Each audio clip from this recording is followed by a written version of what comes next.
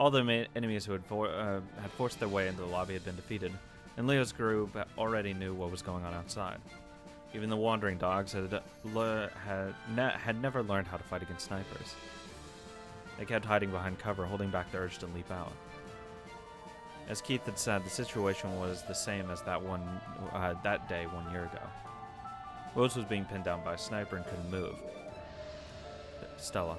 And was fated to die if she stayed put, just like Yuji. Oh, never mind. Fuck. Leo and Wayne, hiding behind cover, were just like Keith and Stella had been. And ironically, the gun he was using now was a Mosin Nagant. That's right, it was the same gun that had shattered Stella's skull, liquefying her brains on that day. Stella, when you dashed out from behind cover, you said Leo would definitely be able to do something about this. Was I unable to save you because I'm not Leo? Yes. That's wrong. Even Leo can't save anyone in this situation. I'll prove it you were wrong. I'm no worse than him. No one could have saved you, Stella. Not even you, Leo Shishigami. Can't stop the fuel pouring out. If it spreads any more, what should we do? That's right. If we could just create some kind of smoke screen. Hey, maybe if we could pop open a fire extinguisher and save the madam somehow. Don't be so rash. They can see us perfectly through the glass. Even if you had a tool to create a smoke screen, you'd get shot right as you tried to get close to Madame Rose. That's right, girls. Acting rash against a sniper won't get you anywhere. Leo casually leaned against the counter that the hotel employees were hiding behind, smoking a cigarette. He was back at the lobby. It was probably barely out of Keith's line of fire. Leo had probably planned it that way. Leo, you said it yourself a second ago, right? Whoever has time as their ally will win. But right now it's the enemy that has time on their side. At a time like this, waiting for an opportunity just worsens our situation, right? Not at all. What on earth should we do? Calm down, miss. I'm fighting, alright? You're not the only one who's using time to improve his situation. Do you know what he's talking about? I'm too dumb to have a clue.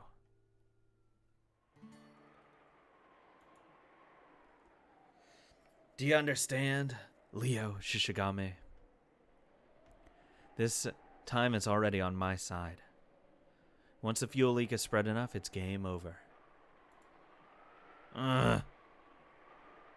Don't you do it. Don't you lose patience, no matter what okay? But Rose, at this rate... If you get shot, I'm going to run over to you, okay? Then I'll get shot and killed too. So don't you even think about sacrificing yourself to save me. Yes, ma'am. Then what should I do? We have Leo with us. He's telling us to wait for the right time. Wait for the right time? From where Wayne was, he could clearly see the brightly lit lobby through the glass. Inside, he could see Leo casually smoking a cigarette, relaxing at the back of the lobby. Leo, what's he standing around for? Of course, Leo wouldn't play dumb and pretend to ignore them. If he had wanted to abandon Rose, he would have escaped out the back door long ago. However, since he was there, it meant he was confronting the situation, fighting without running away. It felt as though Leo met his gaze. Don't be rash, kid. Felt like he was saying that. He could feel his overheated head slowly cool down. Leo is. Yes, that Leo is. Waiting there calmly. There's no way he doesn't have a plan. He's waiting for something. There's no time for someone like me to get impatient and complicate the situation. Phew. Wayne! I'm okay now. Leo's calm. How could I not believe it, after participating in that night with him? What's with these people? Why aren't they getting impatient? He's gonna freak out. On the other hand, Keith was clearly losing his cool. Even though he should have been cornered with them, cornering them with a deathly hourglass, the fuel spilling from the taxi's gas tank. They showed no sign of impatience. On the contrary, they were clearly regaining their calm. Wayne, who kept peeking over this way whenever he had the chance, had now gone completely quiet. How were they able to regain their calm? How, when I couldn't get Stella to regain her calm? Mad. Stay mad, bitch. Leo, I went and borrowed one. What? You actually got a parasol? Thanks, Jean. Jean had borrowed a large parasol that was used in the cafe terrace. Leo lifted it up and easily opened it. Don't tell me you said that time was on our side because she was looking for that. I see. So you can use that to block the enemy's line of sight and grab the madam. That's too reckless. It'd never work. Actually, what it probably is, 8 head right here. What you do is you use that and it'll show you where the bullet is. And you can shoot back right through that same area. It certainly was a large parasol. It could probably cover Leo's whole body. But the enemy was no fool and a parasol could never stop a bullet. The first bullet might only graze his shoulder if he was lucky. But by the second or third bullet, something definitely would have hit him. Don't tell me you plan to rush forward with that. That's impossible, absurd, reckless. I didn't go searching for that so you could just kill yourself. No one's stupid enough to plan ahead for their own death. The puddle of leaking fuel was now starting to expand out beyond the bottom of the car. It made it clear that the deathly hourglass's time had come. See, you couldn't do anything. Stella, you were wrong. Even Leo couldn't save you. Couldn't have saved you. Let's go. Good kid shouldn't try this at home. Leo lifted up the open parasol, and then he rushed forward. He moved. Huh. Look, even Leo Shishigami couldn't do anything but dash forward recklessly. Even if that parasol blocks my view of its body, it can never stop a bullet. The open parasol raced through the lobby, dashing towards the revolving door. Of course, Keith's scope followed it all the way. Try me, bitch. Like, I assume he's just going to fire his rifle through it. The instant he realized he hadn't hit anything, he understood. What a cheeky trick. He threw an empty parasol. It was a decoy. Keith quickly ejected the shell. He chambered the next bullet, but pulling the bolt back had sent the smoking shell casing flying. To Keith, this always seemed to happen in slow motion, as though moving underwater. The beautiful metal shell spun gorgeously through space. Leo didn't waste the small gap in time and caused by the bolt action. This time he lifted up the hunting rifle and dashed forward. Where to? Behind the parasol he'd thrown. Behind the parasol that Keith's bullet had drilled through. So Keith could clearly see Leo running towards him through the small bullet hole. Useless! I'll finish you off with this. You don't even have a clue where I'm shooting from. Please tell me Leo did the exact same thing I said he was going to do. I'll feel really good about it. Gotcha, bitch! Your window's open. Through the hole in the parasol, he saw Leo's eye peeking in through the scope of Leo's gun. His gaze clearly met Keith's. Are you kidding me? There was a bullet hole through the parasol. There was also a bullet hole through the glass that separated the lobby from the outside. If you line those two up, they would point in the direction of... No way. No one could ever pull off a stunt like that. You're mad! You can. You can if you're Leo Shishigami, who says he can tell that a gun will hit him if he can see the bullet down the gun barrel. And that was true of Keith Kisaragi, the genius sniper. That was why he could tell that they were looking at each other through the bullet trail stretching between the parasol and the glass. You've got charming eyes, Mr. Sniper. Fucking blow his head off. The bullet fired from Leo's gun traveled along the path Keith's bullet had taken, in the exact opposite direction. Oh, it's just gonna jam the gun then. Keith could see it as it slowly approached them. There was also a cafe terrace, by the park where Stella was shot. If he had let Stella see how calm he was, and calmed her down, he could have gotten a parasol. Mad! He already knew the enemy's general position. With a single hole in a parasol, Keith could have found the enemy's position. Die mad, bitch! Leah!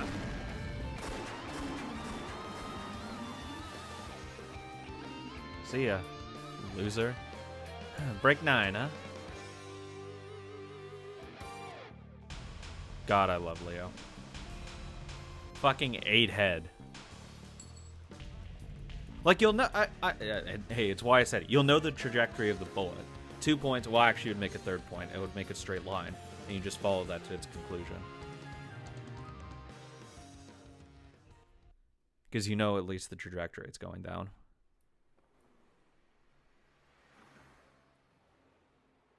So, you're all the Amakawas. Anyways, passing on. We're fucking. All three of us. I've hated embarrassing scenes like this ever since I was a kid. That's why I ran away from my family. Rose knew about old Amakawa. Rose herself was a resident of Edogawa City 23's predecessor. And she had also come in contact with many City 23 Japanese businessmen as madam. So she knew all about the great works of old Amakawa. The three wandering dogs were in Wayne's car following them. Hell yeah! Leo, Rose, and John. My jam. No! Leo was at the wheel of John's car with Wayne in the passenger seat. Rose and John were talking together in the back seat. Yes. Yes. That's what I want. Two of them headed off right away. Of course. Then they spoke together of Rose's 3 years as City 23's representative.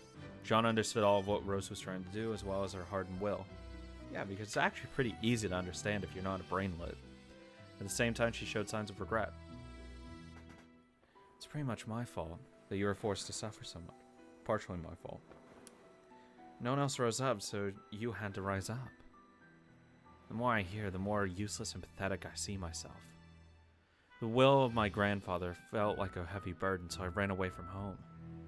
And yet I couldn't leave the Don Shopping District, which is blessed with my grandfather's name. Even though I was aware of the responsibility I was supposed to bear in that city, I kept running away. True, maybe it is your fault that they call me Madame Rose. When Wayne heard this, he sniffled. His eyes were red. Rose had never been born for the purpose of becoming Madame. All she had done was explain her ideals in a chaotic era where no one showed anyone the path to travel on. But John was born to do this. The people saw a light in what she said and demanded that Rose stand at the front. Rose may have been a navigator that gave people hope, but she wasn't a captain. Jean is that captain. But by now, even Julie understood this. The people came to Rose's defense, saying that there was no need for the captain to stand at the front and lead. But that was wrong. The captain needs to be prepared to hurt and to be hurt. And it can't be a fleeting resolve that fades. Everyone pretends not to know, but they do. That's why no one wants to become the captain. That's right, not even Jean, who had been taught this ever since she was very young. That was why everyone around Rose set her up as the madam, and Rose tried to respond to their expectations. For a long time, no one could understand her pain and sadness. Ever since the time she fainted, the others decided to support her more. They all slowly became to realize at last that this slender woman was the sort of person who ought to be madam. She diligently tried to play the role of madam, which everyone around her demanded of her, but she was just a good-natured, frail woman. I was a fool. All I did was respect and deify Madame Rose. I was nothing more than a chain binding her to Madame's seat. Even though I served her so closely, how could I not realize? The elderly Wayne dabbed at his eyes and hung his head. Exactly like the Wayne of all those years ago had done. I was a fool. Don't blame yourself, Wayne. Leo, when the sun sets, the moon will rise. That's all this means. That's what Leo Shishigami has said. When the sun sets, the moon will rise. Sounds pretty cool. Whoa, that was a pretty serious punch.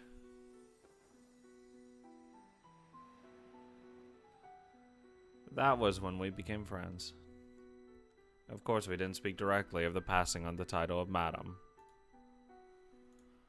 But at that time, there can be no doubt that they were all sure of it. When the sun sets, the moon will rise. Sometimes when the sun is setting, the rising moon will be next to it in the same sky. During the brief span during the sunset, when the sky goes from orange to purple, showing its most dramatic changes and combinations of color, its beauty can bring tears to people's eyes. Leo said that Wayne mistook those tears for tears of sadness. Leo said that it said that this wasn't sad but beautiful.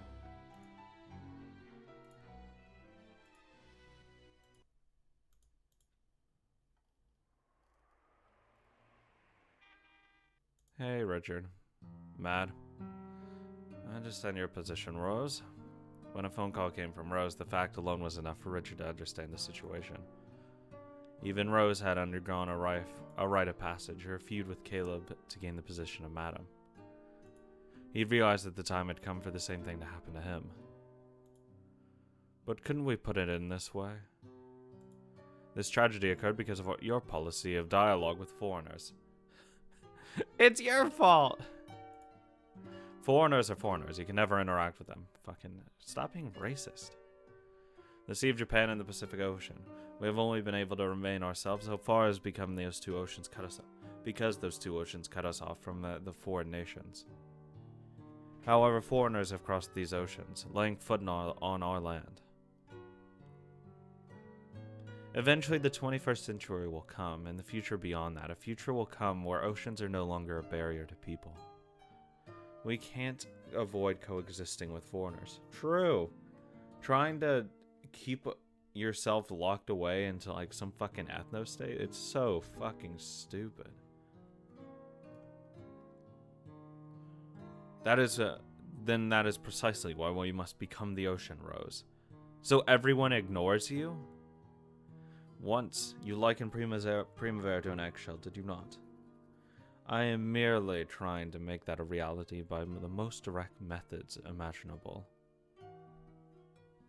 Richard, people cannot split the seas. Then we merely have to dry up the seas. I'm sorry, Rose, but I imagine any more talking will just be a waste of time for both of us. You won't change your position no matter what.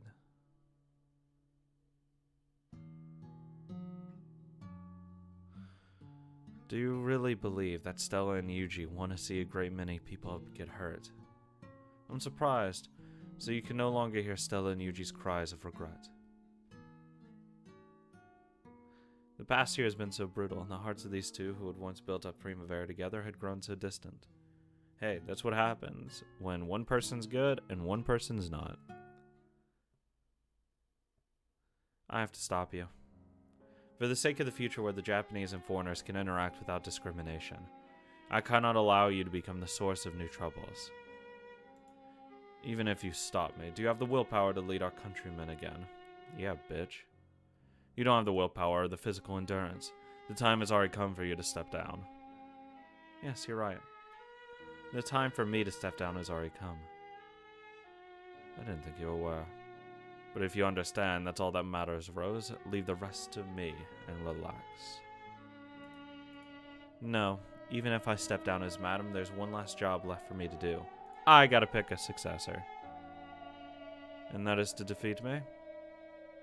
After all, humanity is like water that always mixes. Who will be the next Madam? Deciding that is the final job left to any Madam. He doesn't like women. Who cares? Fuck him. His ideal world is him being like king in this thing. Still fuck Richard.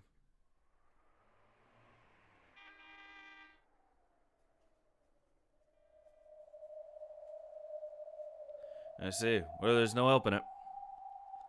It's the job of us foot soldiers to dash forward when the war breaks out, no matter who we're fighting. Are you scared to have Leo as your enemy? Yeah, you should be.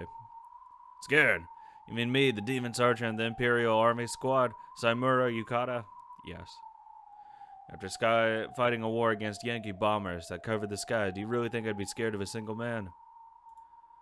Leo does seem more of a formidable enemy than a bomber. True. Bombers never joke around, and they never make use of a bizarre cunning either. And they never do neat little tricks that make men fall in love. Anyone would hesitate after hearing they'd have to face off against a legendary man. Simply hearing that Leo was their enemy would probably set quite a few powerful execs quivering. Good. Let's peel off some of them. But if we decided to move, we gotta move. Leave the rest to me, I know their methods. Sad. We won't let him get the better of us so easily. I wish Cyrus wasn't a moron and was actually being good here. That's sad. He really let me down. I feel disappointed in Cyrus. No one else, just Cyrus here. Gonna think of it, everything started when Madame rose up for Primavera's sake and defeated Caleb. And now she was rising up again, this time to defeat Primavera. She both raised and lowered the curtains on this story. Her tale of roses and guns was finally approaching the finale. Let's have just one last feud, so that my era can end. Leo, lend me your strength one last time. Sure, babe. Of course, no man can refuse an invitation from an attractive woman. Rose, I'll be by your side as well. That's wonderful. Please don't misunderstand. I'm not following behind you. I came this far to see with my own eyes the same ideals you once saw. So please, as we move forward, let me see the same thing you see, Rose. Yeah. I'm glad, Wayne. Thank you. Thank you so much. I'll spend the rest of my life with your ideals. Even Wayne, knew what this fight was about, shedding the same tears he'd shed when he first witnessed the setting sun and rising moon. He grasped Rose's hand and made an oath. The wandering dogs will stand at their boss's side, and we'll do it for Primavera. Thanks, everyone. Will you lend me your strength one last time? We're all doing it for you and our countrymen. We can only become wolves when we're needed. Boss, let us become wolves once again. Yeah, well said, you guys. I'll be coming with you. Sean. Someone has to witness how you live at the end, to see what sort of woman you were, and what convictions you held when you disappeared. Until the day comes to speak of those things, someone has to engrave it in their heart. Thank you. Also, if I'm going to steal the position of Madam from you, I need to baptize myself. A baptism of lead bullets and the smell of gunfire. Okay, let's take Primavera back. John is so good. The tale of roses and guns ends today. I doubt it. Let's calm down. Yeah, let's get started. Let's begin the tale of how these rose guns days end. Title drop. What will our first move be? In both chess and shogi. You can't start until the pieces are lined up. Yeah, let's gather our allies. Final chapter, Rose Gun Days. Oh, never mind, actually. Fuck, we are getting close to the end. Awesome. Oh my god. Yeah, that's gonna be a lot.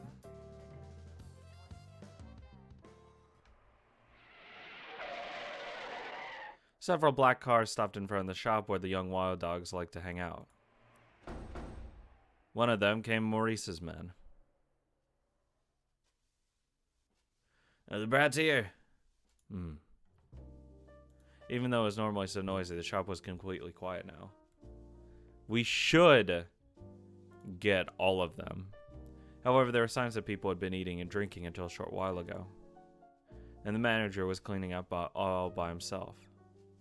Hey there, manager, what the heck's going on here? What happened to Wayne's noisy brats? It's my line. It's like all those rats suddenly moved out. A few brats came in, started whispering something, and everything went quiet. Then they all went and left without saying a word. Damn, that was creepy. What on earth happened? We were one step too slow. The wild dog rats were only so-so when it came to handling guns, but they had incredibly keen noses. It'd be a pain to go up against those rats, who knew City 23 down to the bottoms of the boards, covering up sewer ditches. He had hoped to restrain the wild dogs before Wayne returned, but he had apparently been one step too slow. Most likely they'd received a message from Wayne and went into hiding. It'd be impossible to find them now. And from now on, everything Alley Rats heard would go through Wayne, becoming information for Leo and Rose. The eerie feeling in this shop where all the people seemed to have evaporated. It was something to make even a seasoned warrior like Maurice shiver.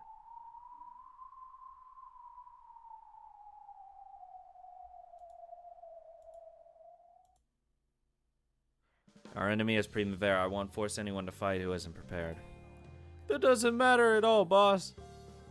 We're wild dogs. Who cares about Primavera? You're our only boss. Always have been. Always will be. Well said, you guys. Starting today, your lives are in my hands. Wolves are always resign our souls, boss. Give us orders. You're the only boss of the wild dogs. Okay, wolves, hide your breathing. Hide throughout the city and keep your eyes and noses keen for movement. In particular, look out for movement by Primavera execs. I want any kind of information, no matter how trivial. Yes, boss. You really are at your coolest when you're a wolf. Of course, because that's what we are. I mean, all this is going to be, honestly, like when you just sit down and evaluate all of this, it's just going to be who made relationships better. Like, James is going to respect Leo and them way more. I'm sure. I'm glad, Leo. I can't believe you came to visit me first. So, like, this stuff, it's just going to all be about who is just a better leader, who can move people more effectively. And Richard isn't effective. He has power and money, sure, but, like, who gives a fuck? He's a fucking loser. Judging by your face, I don't even have to tell you what my business here is, yeah? Of course, when your fortune is at its best, you can see the cards before you turn them over. Let's see, what sort of cards can you see now? Fucking blackjack, baby. Yeah. First, I see a Queen of Hearts. An unexpected card, one that I thought would be buried in the discard pile, never to be seen again. And besides that, a Joker. It's supposedly removed from the deck 3 years ago, but it seems to have slipped back in somehow. And whenever something extremely rare happens, what follows next? Oh, that's obvious. Jackpot. One that's been growing and growing for 3 years. Ever since the war against Caleb, James had been won over by Leo's manly aura. As a gambler, he valued fortune above all else. To him, Leo's bold smile was the smile same as a mark of victory. I mean, Leo is just amazing. Lately, Richard's fortune has dropped considerably. Rose, Stella, he lost both of those goddesses of fortunes, and his luck ran out when he got an irritating Reaper-like boy by his side. No matter how smart men try to look, they're nothing more than the chorus. Unless they can get a cute girl for a lead singer, they'll never get the spotlight. Based! I agree. I finally see that this man's luck of contact with women caused his plummeting fortune. What about you? Where's your goddess of fortune? There's no need for your concern there. I'm more than covered in that regard. James immediately decided to join Rose's side. Of course, it was in exchange for a high post and authority after the feud ended. Oh, fucking yeah, duh. Dude, you could have fun. With that as a given, he now wanted to play as big a role as he could, putting Rose further in his stead. This is way different than how he was with the Caleb, where he was like, I'll support you, but I don't want to go through this is balls to the wall, I'm all in.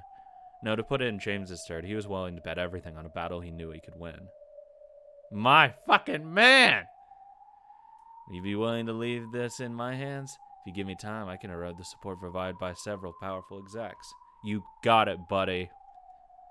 How much can you do?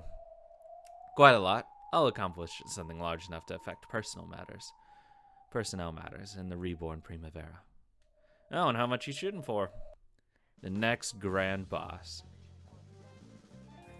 I'll take it. Fuck it. I like him. Let's go here. I really like James. He is smart. He is analytical. Everything.